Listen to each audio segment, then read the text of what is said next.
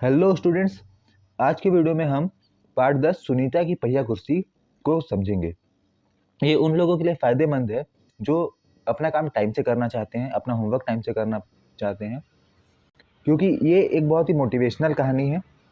इससे आपको बहुत कुछ सीखने को मिलेगा कि कैसे सुनीता जो चल नहीं पाती थी, जिसका पैर थोड़ा भी काम नहीं करता था, वो क्या क्या कर लेती थी। तो देखते हैं। सुनीता सुबह 7 बजे सोकर उठी, और जो लोग इसी क्लास में हैं, क्लास 5th में, और जिनके बुक में ये वाला चैप्टर है, उन लोगों के लिए और फ़ायदेमंद है क्योंकि उनका क्वेश्चन आंसर भी इसमें हो जाएगा। सुनीता सुबह 7 बजे सोकर उठी। कुछ देर तो वह अपने बिस्तर पर ही बैठी रही। वह सोच रही थी कि आज उसे क्या क्या काम करने हैं। उसे याद आया कि आज तो बाजार जाना है। सोचते ही उसकी आंखों में चमक आ गई। सुनीता आज पहली बार अकेले बाजार जाने वाली थी। उसने अपनी टांगों को हाथ से पकड़कर खींचा और उन्हें पलंग से नीचे की ओर लटकाया। फिर पलंग का सहारा लेती हुई अपनी पहिया कुर्सी तक बढ़ी। सुनीता चलने फिरने के लिए पहिया कुर्सी की मदद लेती थी। आज वह सभी काम फुर्ती से निपटाना चाहती थी। हालांकि कपड़े बदलना, जूते पहनना आदि उसके लिए कठिन काम है, पर वह रोजाना के काम करने के लिए उसने स्वयं ही कई तरीके ढूंढ निकाले हैं।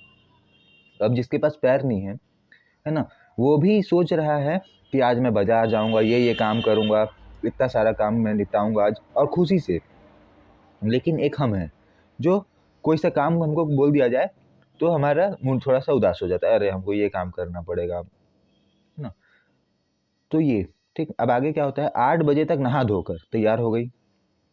अब हम में से भी बहुत लोग ऐसे होंगे जो सुबह भी 9 बजे रहे हैं लेकिन अभी तक नहाए नहीं होंगे। लेकिन सुनीता पैर न होने के बावजूद, मतलब पैर काम नहीं करता, उसके बावजूद ये 9 बजे तक नहा धोकर, 8 बजे तक ही नहा धोकर तैयार हो गई।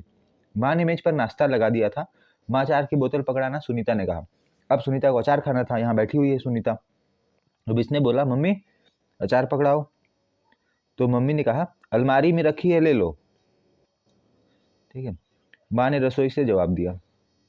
सुनीता खुद जाकर अचार ले आई। नाश्ता करते करते उसने पूछा, माँ बाजार से क्या क्या लाना है? 1 किलो चीनी लानी है, पर क्या तुम अकेले संभाल लोगी?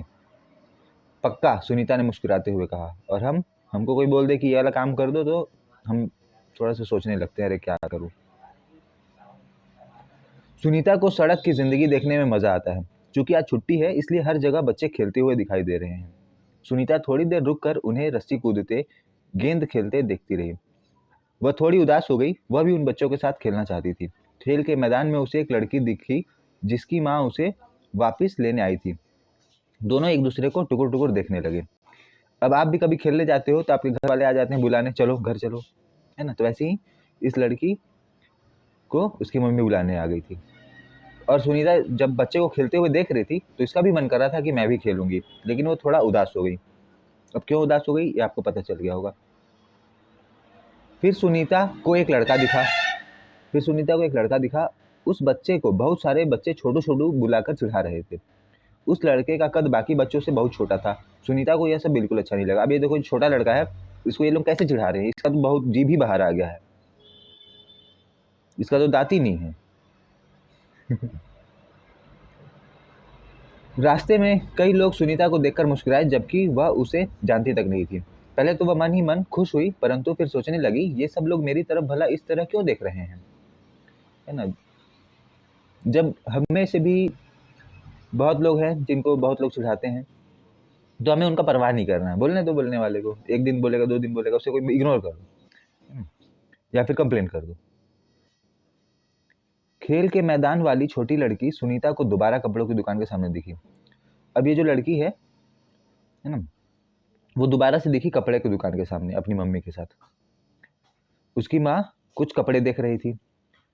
तुम्हारे पास ये अजीब सी क्या चीज़ है? उस लड़की ने सुनीता से पूछा। अब ये जो लड़की है ये पूछती है, तुम्हारे पास ये अजीब सी चीज़ क्या है? मतलब ये कुर्सी को पूछ रही थी, व्हील चेयर को। अब सुनीता आंसर देने वाली थी, यह तो बस एक, ये बोल रही थी कि क्या हुआ तब से। सुनीता जवाब देने लगी, परंतु उस लड़की की माँ ने गुस्से में आकर लड़की को सुनीता से दूर हटा दिया। अब इसकी मम्मी गुस्सा आ गई। ये लड़की बात कर रही थी ना, ये दोनों आपस में बात कर रहे थे, तो इसकी मम्मी गुस्सा आ गई और इस लड़की को खींच ली, चलो बेटा, है ना। पता नहीं ऐसा लोग व्यवहार क्यों करते हैं। इस तरह का सवाल नहीं पूछना चाहिए फरीदा, अच्छा नहीं लगता, माँ ने कहा। मैं दूसरे बच्चों से अलग नहीं हूँ, सुनीता ने दुखी होकर कहा। अब उसे फरीदा की माँ का व्यवहार समझ में नहीं आया, है ना? शायद उसका पैर में प्रॉब्लम था, इसीलिए भेदभाव कर रही थी। अंत में सुनीता बाजार पहुंच गई। दुकान में घुसने के लिए उसने सीढ़ियों पर चढ़ना था। उसके लिए यह कर पाना बहुत मुश्किल था। आसपास की सब लोग जल्दी में थे। आसपास के जितने भी लोग थे वो सब जल्दी में थे, सब अपने काम में व्यस्त थे। किसी ने उसकी तरफ ध्यान नहीं दिया, है ना? कई बार आप भी ऐसा कुछ करते होगे जब आपको किसी का मदद चाहिए होता, लेकिन आपका मदद करने वाला कोई नहीं होता होगा। तो उस समय आपको शांत होकर अपने से ही अपना दिमाग लगा के ही वो काम करना होता है ना?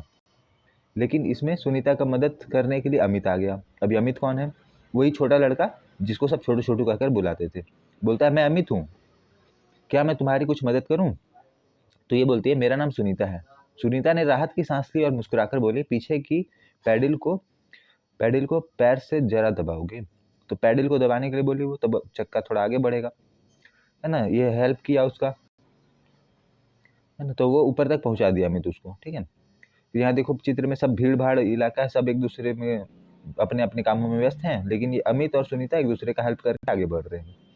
दुकान में पहुंचकर सुनीता ने 1 किलो चीनी मांगी। दुकानदार उससे देखकर मुस्कुराया। चीनी की थैली पकड़ने के लिए उसने हाथ आगे बढ़ाया ही था, दुकानदार ने थैली उसकी गोदी में रख दी।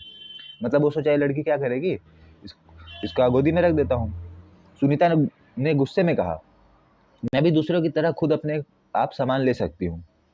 उसे दुकानदार का व्यवहार बिल्कुल अच्छा नहीं लगा। चीनी लेकर सुनीता और अमित बाहर निकले। लोग मेरे साथ ऐसा व्यवहार करते हैं जैसे कि मैं कोई अजीबो गरीब लड़की हूँ, सुनीता ने कहा, है ना?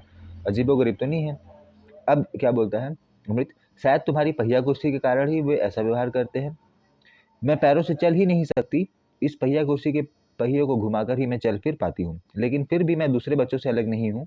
मैं वो सारे काम कर सकती हूँ जो दूसरे बच्चे कर सकते हैं, सुनीता ने कहा। अमित ने अपना सिर ना में हिलाया और कहा, मैं भी वो सारे काम कर सकता हूँ जो दूसरे बच्चे कर सकते हैं, पर मैं भी दूसरे बच्चों से अलग हूँ। इसी तरह तुम भी अलग हो। वो बताया कि तुम्हारे पास पैर थोड़ा सा प्रॉब्लम है पैर में, और मैं थोड़ा सा छोटा हूँ, इसलिए हम दोनों को लोग ऐसे करते हैं, हम दोनों के साथ।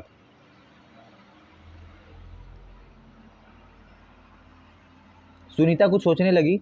उसने अपने पहिया कुर्सी आगे की ओर खिसकाई। अमित भी उसके साथ चलने लगा। सड़क पार करते समय सुनीता को फरीदा फिर नजर आई। इस बार फरीदा ने कोई सवाल नहीं पूछा। अमित झट से सुनीता की पहिया कुर्सी के पीछे चढ़ गया। फिर दोनों पहिया कुर्सी पर सवार होकर तेजी से सड़क पर आगे बढ़े। फरीदा भी उसके साथ साथ दौड़ी। इस बार भी लोगों ने उन्हें घूरा, परंतु अब सुनीता को उनकी परवाह नहीं थी, है ना? लोग बोलने वाले को बोलने दो, चिढ़ाने वाले को चिढ़ाने दो, है ना? हम अपना काम टाइम से करेंगे और सब काम करेंगे, है ना? तो आप में से कोई ऐसा है क्या जो कोई चिढ़ाता है किसी को? अगर आप नहीं चिढ़ाते हो तो कमेंट करना कि I am a good boy. अगर आप चिढ़ाते हो तब तो फिर कमेंट मत करना, ठीक है। फिर क्वेश्चन आंसर अब लिख लेते हैं जल्दी से।